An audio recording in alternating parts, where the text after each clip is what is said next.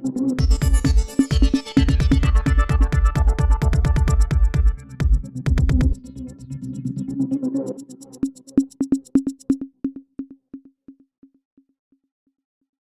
CMHO Sanjay Mishra ने कथित पत्रकार राकेश विश्वकर्मा के द्वारा लगाए गए आरोपों को सिरे से खारिज कर दिया है।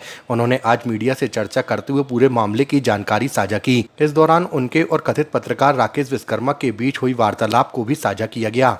देखिए, जैसा कि आप पूछ रहे हैं, तो हमारे यहाँ एक एएनएम का पद होता है।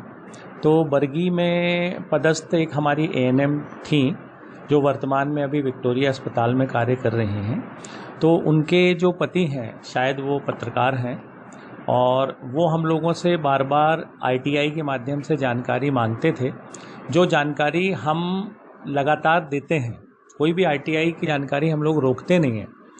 कोई एक आईटीआई उन्होंने सिविल सर्जन ऑफिस में शायद लगाई होगी, जिसकी जानकारी उनको नहीं मिली, तो अपीलकर्ता अधिकारी क्षेत्रीय संचालक स्वास्थ्य सेवाएं जबलपुर होते हैं। तो वे उस दिन अपील के लिए कार्यालय में उपस्थित हुए थे, और जब वो उपस्थित हुए तो ऐसे ही चर्चा के दौरान अभी पिछले दिनों हमारे ऑफिस की एक लिपिक को लोकायुक्त के द्वारा कुछ पैसे लेते हुए पकड़ा गया था।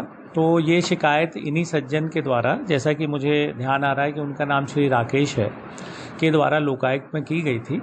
और वो लोकायुक्त और उस कर्मचारी और शिकायतकर्ता के बीच की बात है, उसमें हम लोगों का कोई हस्तक्षेप नहीं होता है।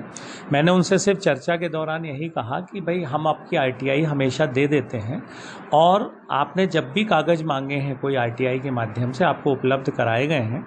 यदि आपको कोई आईटीआई से कागज़ नहीं मिल रहे थे तो आप मुझसे सीधे संपर्क कर सकते थे, और यदि हमारे लिपिक ने आपसे कोई मांग की थी, उसकी शिकायत भी अधिकारी के स्वरूप में आप मुझे कर सकते थे। मैं उसका निवारण निश्चित रूप से करता हूँ। और ये शिकायत हुई, चूँकि विभाग में भी ये मैसेज अच्छा नहीं जाता, और इसके पहले जैसा कि उनका कहना था कि 3 और कर्मचारियों पर लोकायुक्त की कार्यवाही पिछले 3 साल में हुई है, तो ये लोकायुक्त का अधिकार है कि जो शिकायत होती है उस पर वो कार्यवाही करे। उसमें हम लोगों का कोई हस्तक्षेप नहीं होता है ना, हम लोग हस्तक्षेप करते और प्रकरण बनने के बाद भी हस्तक्षेप नहीं करते। और मुझे अच्छी तरह मालूम है कि जब प्रकरण बनता है तो लोकायुक्त उस कार्यवाही को आखिरी स्थिति तक पूरा करता है। इसलिए शिकायत वापस लेने के लिए ना मैंने उनसे कोई बात की, ना उनको मैंने कोई धमकी दी।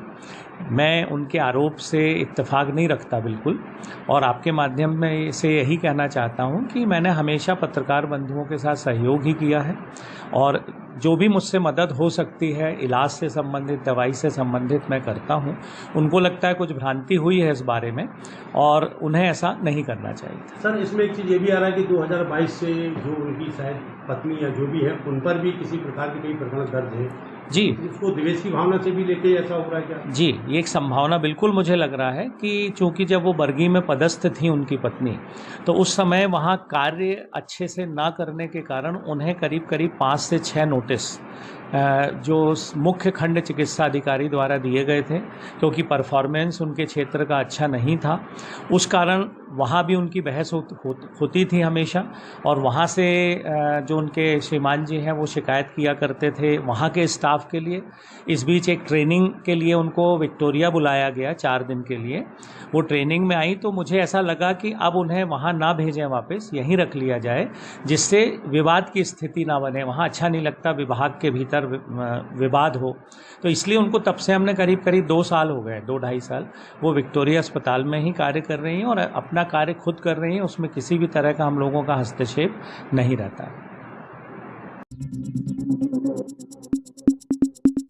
मध्य प्रदेश की हर पल की ताजा खबरों व हमसे जुड़े रहने के लिए हमारे YouTube चैनल को लाइक व शेयर और सब्सक्राइब करें, ताकि हम आपको हर खबर आप तक पहुंचा सकें। जुड़े रहने के लिए धन्यवाद।